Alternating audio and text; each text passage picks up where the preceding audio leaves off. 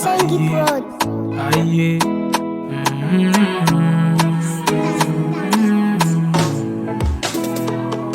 Yeah. Finita kinauza uleneni narari yampu ale kuzo myalara mpela fati tantiku Izakaku enke kuleneni zo kwa itia nao Faraha tona kwa ifati tantiku ale kuzo myala mura vau hanulu wana Kutia kwa niya inge tichapa nao Fitiava kwa nao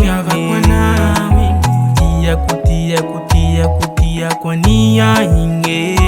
tichapa nao Fitiava kwa nao Fila nao rengilile feri Ale uzo myala mura vau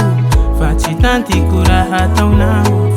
Fila na urengilile feri Ale uzo myala mura vau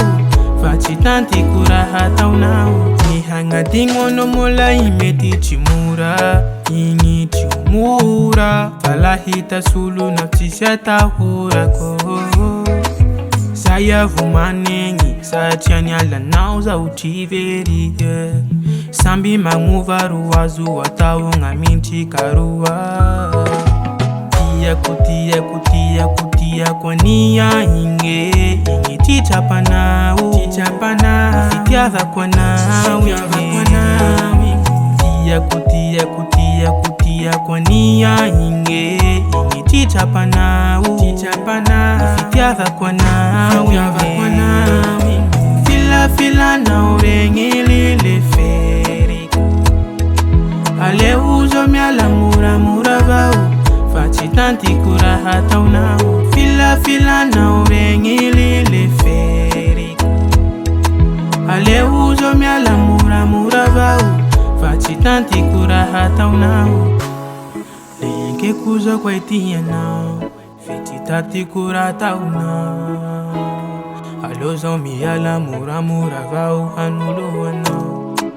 Eke kuza kwa itiana Fiti tati kura tauna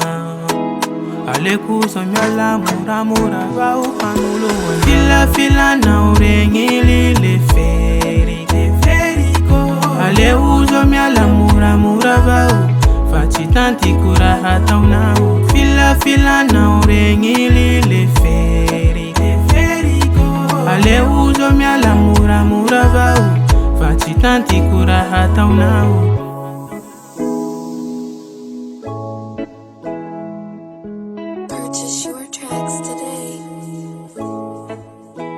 Misengi Prod.